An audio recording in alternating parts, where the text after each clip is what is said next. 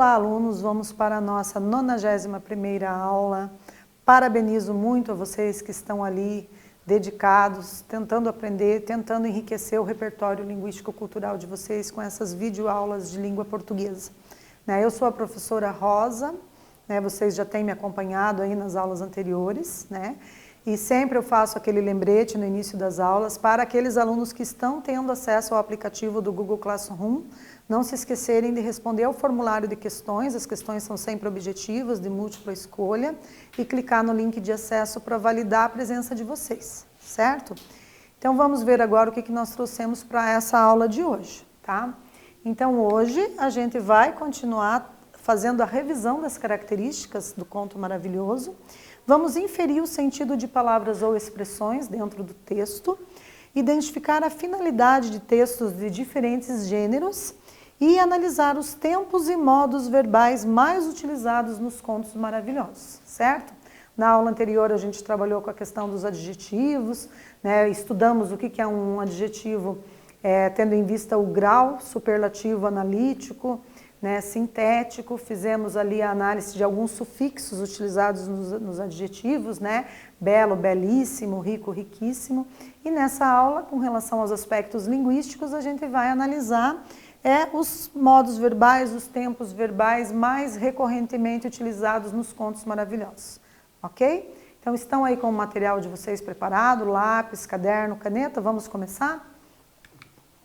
Então a gente vai revisar os contos maravilhosos que lemos nas aulas anteriores, certo? Então nessa aula o objetivo é fazer uma revisão e identificar nesses contos que já foram apresentados, que já são familiares para vocês, os tempos e modos verbais, ok? Então vocês se lembram dessa tirinha?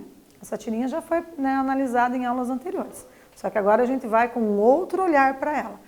Agora a gente vai fazer aquele olhar de revisão, aquele olhar de quem busca algo dentro de um aspecto linguístico aqui de análise da nossa gramática, da nossa norma culta, da língua portuguesa. Então observem aqui, contos de fadas atualizados.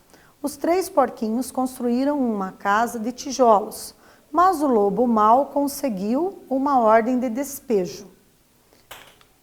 E agora, vou pedir para vocês localizar, para a gente aquecer essa aula de hoje, já na primeira questão, vou pedir para vocês localizar os verbos presentes nesta tirinha e assinalar a alternativa correta. Então, a alternativa A, será que eu posso considerar como verbos as palavras construir, conseguir e despejar? B, construir, conseguir? C, porquinhos, casa, tijolos? Ou D, contos, fadas atualizados?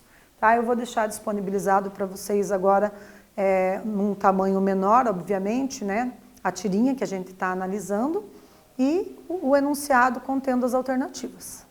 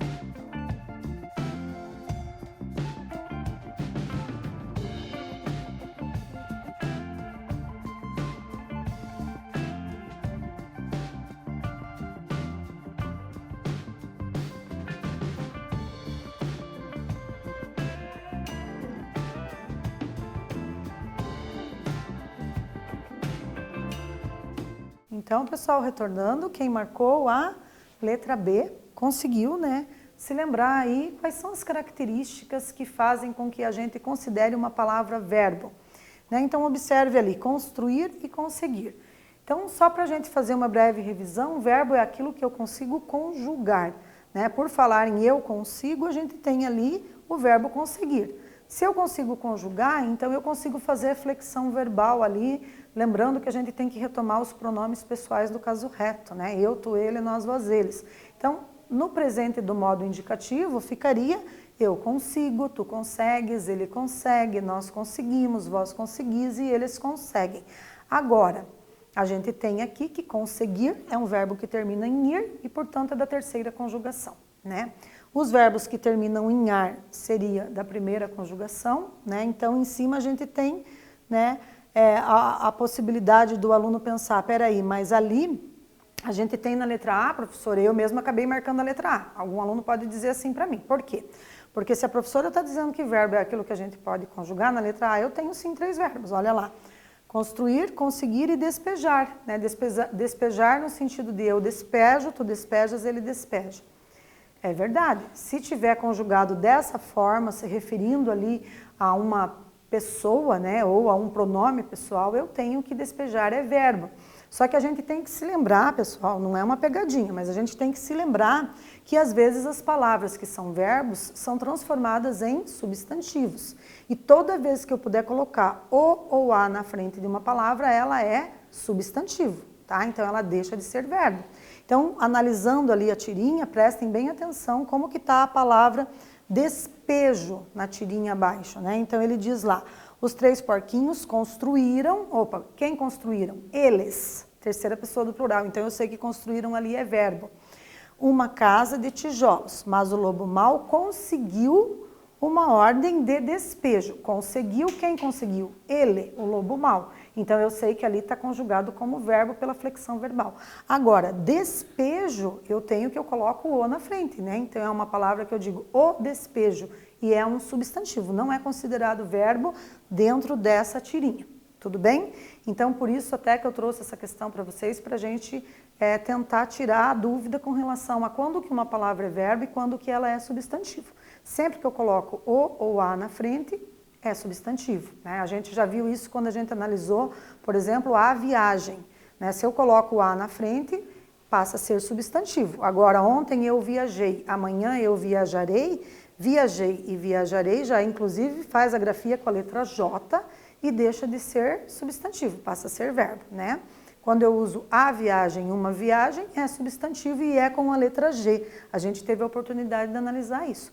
Por isso que nessa questão, a alternativa correta é a letra B, tá? Porque é só construir e conseguir que são considerados verbos. Eu construo, tu constróis, ele constrói. Eu consigo, tu consegues, ele consegue. E assim segue, né, a conjugação verbal, ok? Então, vamos retomar ali, ó, o modo indicativo, né, só para vocês visualizarem melhor essas explicações, esses exemplos que eu estou trazendo para vocês. A gente tem ali, ó, no presente do modo indicativo, eu construo, tu constróis, ele constrói. Nós construímos, vós construís e eles constroem. Né? No pretérito imperfeito, que é esse passado inacabado de coisas que começaram a acontecer, mas não se concretizaram, né? Então a gente tem uma flexão verbal diferente. Então eu tenho ali, eu construía, tu construías e ele construía. Nós construíamos, vós construíeis e eles construíam, né?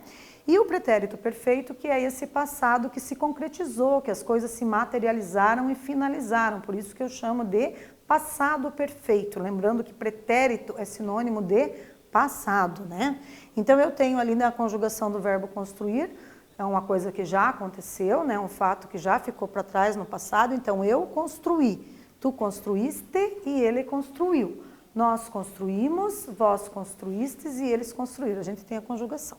Bom, de posse dessas informações, eu vou pedir para vocês agora no exercício 2, conjugarem o verbo conseguir nos 3 tempos do modo indicativo, ok? Então, vão seguir mais ou menos ali de acordo com o modelo, né? Nem todas as flexões verbais vão ficar com a mesma terminação, tá? Mas para vocês terem mais um modelo para pensar como que ficaria aí essa conjugação. Um tempo para fazer esse exercício.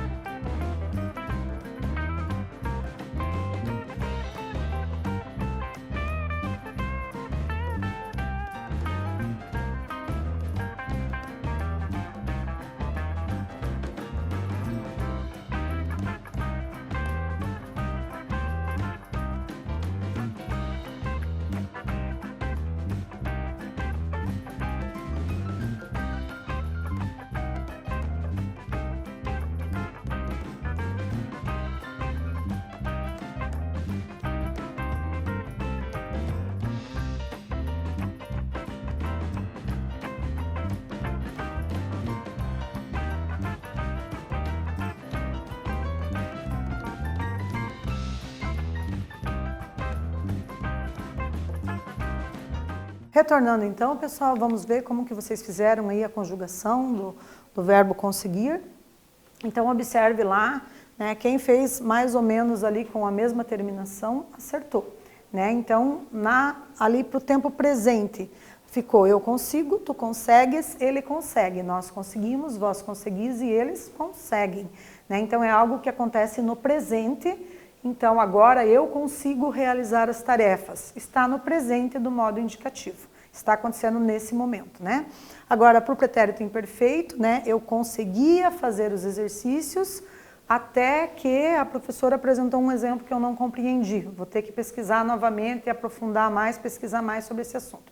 Então, é um pretérito, é um passado que não deu muito certo, né? Então, aí você tem essa terminação em ia, né? No caso do verbo conseguir.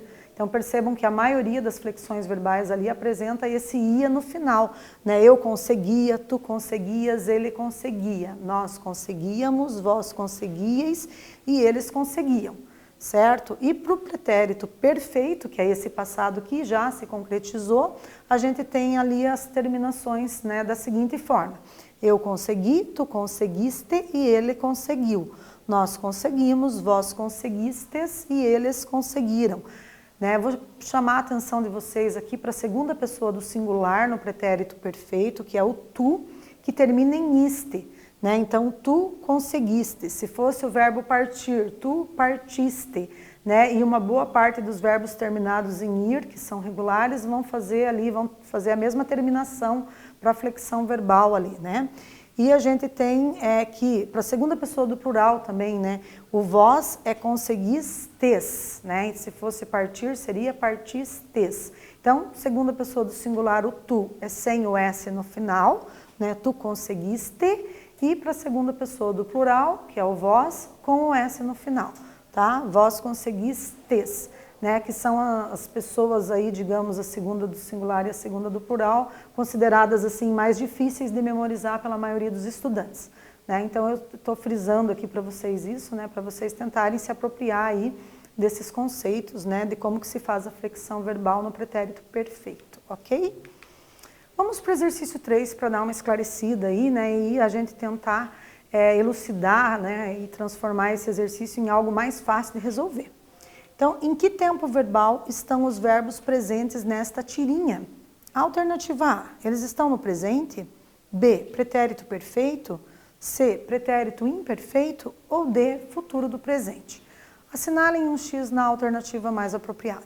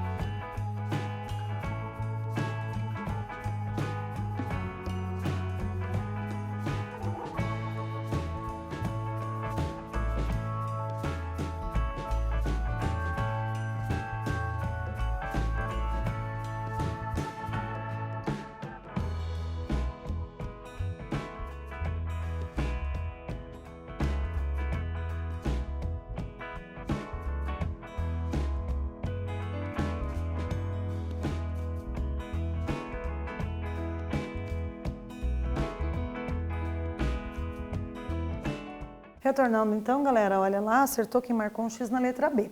Né, os verbos estão conjugados no tempo pretérito perfeito, né? Lembrando que pretérito significa passado e o perfeito é esse passado que já se materializou, que as coisas já aconteceram de fato.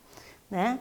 Então, vocês têm ali, ó, os 3 porquinhos construíram. Eles construíram. Quando? No passado. Se fosse no presente, seria eles constroem. Então, já não pode ser a letra A, né? Se fosse no pretérito imperfeito, terminaria em ia, né? Eles construíam, com I-A-M no final. Também não é assim que está ali a flexão verbal.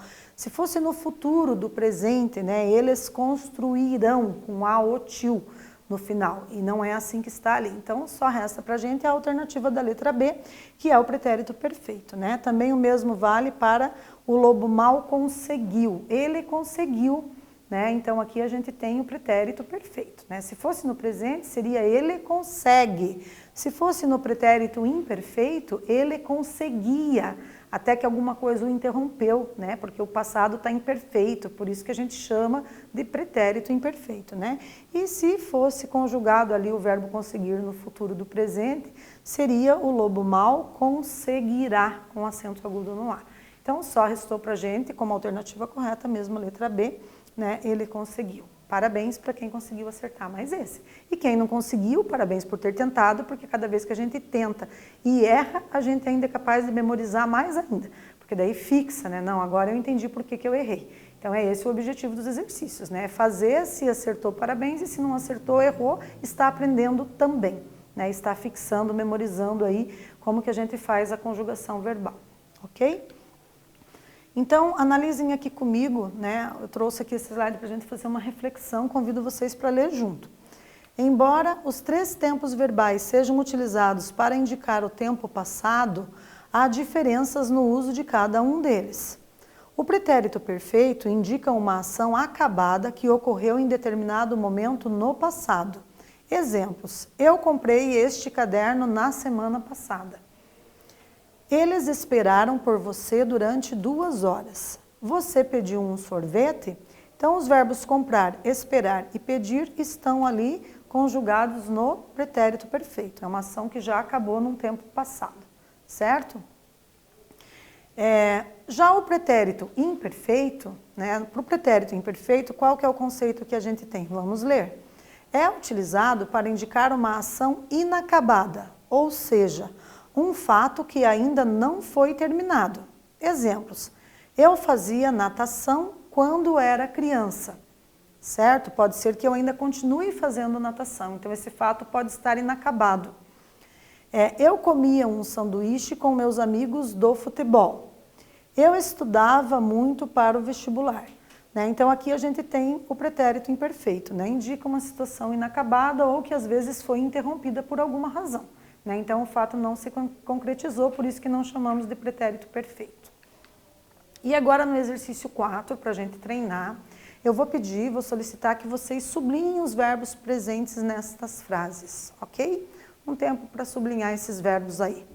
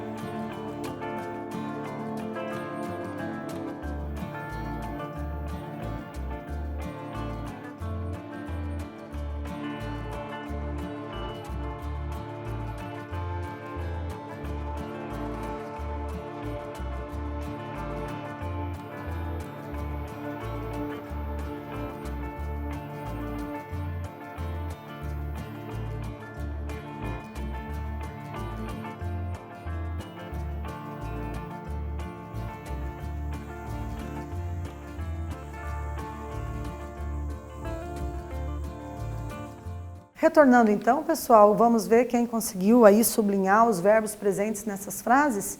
Então veja, para o primeiro exemplo, né, ontem eu li um conto maravilhoso, o verbo é ler, eu sei porque dá para conjugar. Né? Eu leio, tu lês, ele lê, eu já sei que ali eu tenho um verbo. Mesmo procedimento para o verbo assistir, né? Na frase semana passada, assistimos as aulas pela TV. Né? Dá para conjugar ali. E os alunos realizaram todas as atividades do primeiro trimestre, né? Também eu tenho que realizar, é um verbo, eu sei disso porque eu posso conjugar. Né? Eu realizei, tu realizaste, ele realizou. Então, quem conseguiu captar e sublinhar essas palavras, identificaram os verbos presentes nestas frases. Parabéns, ok? Então, vamos para o exercício 5 agora. Vou pedir para vocês sublinharem também os verbos agora nessas frases aqui, ok? Mais um tempinho para esse exercício.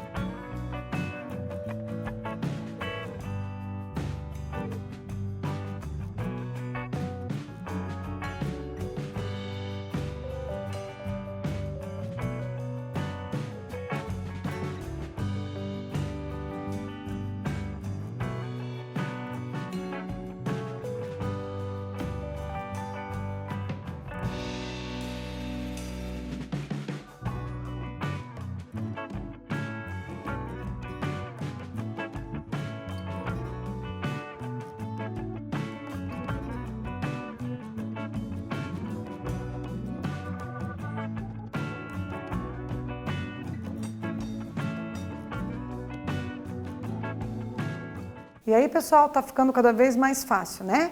Então agora vocês já têm aquele olhar mais apurado para identificar o verbo em uma frase, né? Vamos ver quem acertou esse? Então, eu fazia as lições quando a internet caiu. Opa, eu tenho 2 verbos nessa frase, né? O verbo fazer e o verbo cair. Minha irmã lavava as louças quando acabou a água, né? Então, eu sei que eu tenho ali também a presença de 2 verbos, né? Que dá para conjugar. Eu lavava, tu lavavas, ele lavava. Opa, é verbo, né? Eu acabei, tu acabaste, ele acabou. Também eu tenho que acabou ali, é uma flexão verbal, né? Do verbo acabar. E, por fim, meu professor agendava uma videochamada quando derrubou o celular dele caiu, né? Então, a gente tem ali agendava, né, do verbo agendar e derrubar, tá? Então, aqui era só para vocês identificarem os verbos, né? O exercício não tá difícil, né? Agora, vamos para o exercício 6. No exercício 6, vocês vão responder assim: quais verbos destacados estão no pretérito perfeito, que é aquele passado que já se concretizou, né? E quais estão no pretérito imperfeito, aquele passado inacabado, tá?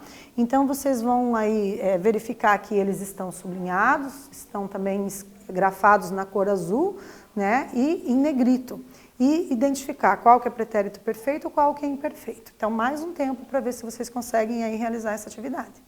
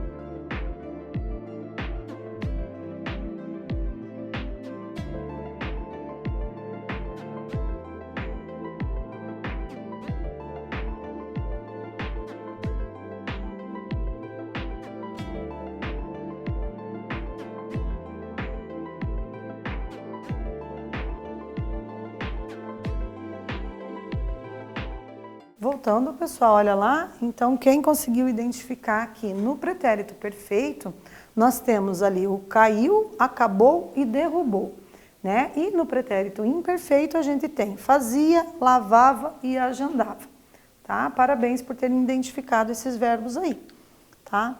Vamos agora fazer a leitura de mais um fragmento do conto maravilhoso intitulado O Aladim, que a gente já leu e releu em aulas anteriores, né? E agora com esse objetivo de fazer análise das questões de verbo, dos aspectos linguísticos presentes aí nesse fragmento, tá? Convido vocês a ler aqui comigo, vamos lá? Então, era uma vez um velho tecelão, que tentava de todas as maneiras ensinar o ofício ao seu filho, Aladim. Mas Aladim não estava interessado. Um dia, o tecelão adoeceu e morreu. Dias depois, um mercador chegou e procurava pelo pai de Aladim. Meu pai está morto, disse Aladim ao mercador. O mercador chorou diante dos amigos de Aladim. E sua mãe, como está? Tenho aqui algumas moedas de ouro para ela, disse o mercador. Então, para a gente voltar com o nosso treinamento aí para fazer, né, essa identificação dos verbos, eu vou pedir agora no exercício 7 para vocês sublinharem os verbos presentes nesse fragmento do conto, né? E quero saber quantos verbos vocês conseguiram encontrar.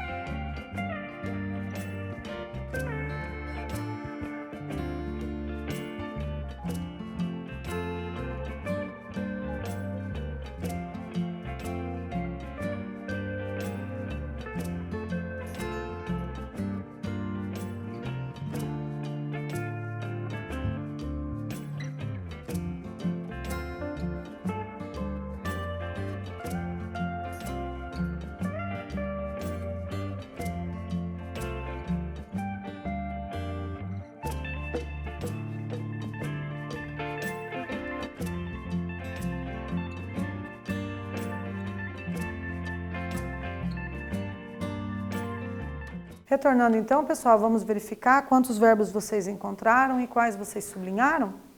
Observem lá na resposta. Então, os verbos que vocês devem ter sublinhado: era, tentava, ensinar, estava, adoeceu, morreu, chegou, procurava, está, disse, chorou, está de novo, tenho e disse.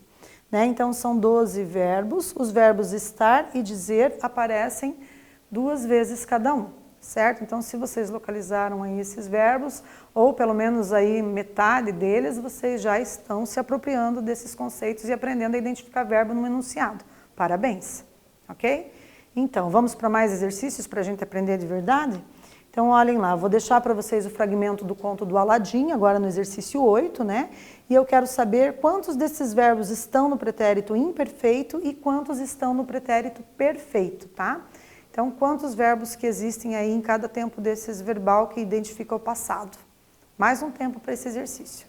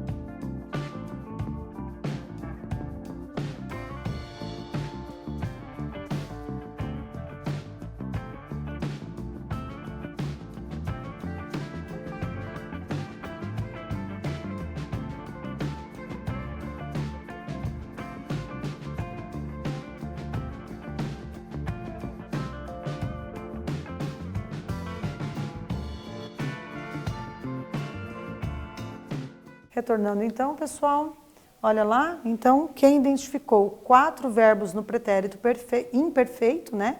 Era, tentava, estava e procurava, né? Que aí identifica esse passado inacabado, acertou. E no pretérito perfeito são 5 verbos encontrados: adoeceu, morreu, chegou, disse e chorou, ok? Então é mais ou menos isso a resposta, né? Agora, para a gente analisar aqui, ó, o modo indicativo é aquele que indica a certeza, expressa a realidade, reflete uma declaração de quem fala ou escreve. Observe que todas as declarações abaixo indicam a certeza do emissor com relação ao fato, mesmo que esta certeza venha expressa por meio de uma negação. Então, no primeiro exemplo, a gente tem: mas Aladim não estava interessado. Um dia o tecelão adoeceu e morreu. Meu pai está morto, disse Aladim ao mercador. Né? Então, elas indicam ali uma afirmação em relação a um fato. Né? Esses verbos estão no modo indicativo, ok? Então, o modo indicativo também, né, para a gente continuar fazendo uma análise ali, ele tem algumas divisões e subdivisões, né, nos casos do pretérito e do futuro. Então, observem aqui comigo. No presente, eu tenho eu amo, tu amas, ele ama, nós amamos, vós amais e eles amam. Né? É um tempo de situações que estão acontecendo nesse momento, tempo presente. Já para o pretérito, eu posso ter 3 pretéritos. O pretérito perfeito, o imperfeito e o mais que perfeito. Né? Então, como que fica a conjugação? O perfeito, que é esse passado que já aconteceu, eu trouxe de exemplo o verbo amar. Né? Então, fica conjugado eu amei, tu amaste, ele amou. Nós amamos, vós amastes, eles amaram. O imperfeito, eu amava, tu amavas, ele amava. Nós amávamos, vós amáveis e eles amavam. Né? Então tem essa terminação aí. E o mais que perfeito, eu amara, tu amaras, ele amara, nós amáramos, vós amareis e eles amaram. Então o pretérito mais que perfeito, ele não é muito utilizado, né, nos nossos textos da literatura, nos nossos textos de língua portuguesa. É mais utilizado no campo jurídico e na literatura clássica, certo? Mas é bom a gente saber que existe, né, e aprender a conjugar. E no futuro a gente tem ali 2 subdivisões. A gente tem o futuro do presente, que é algo que vai acontecer, que se projeta para o futuro, né? Então eu amarei, tu amarás, ele amará, nós amaremos, vós amareis e eles amarão com a otil, né? E a gente tem o futuro do pretérito, que é interessante porque você pensar que pretérito é passado, e como é que você vai ter um futuro do passado, né?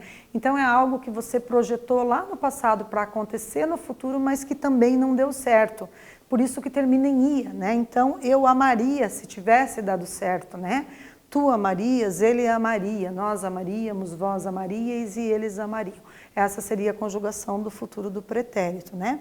Então, com isso, a gente verifica que o modo indicativo, ele é subdividido em 6 tempos verbais, certo? Vocês já aprenderam isso, né, em anos anteriores, no 6º ano, no 5º ano, a gente vai estar sempre revisando, né, até a gente aprender a fazer a conjugação e no momento em que formos fazer produção de texto, a gente conseguir produzir um texto, né, utilizando a flexão verbal adequada no nosso texto, ok?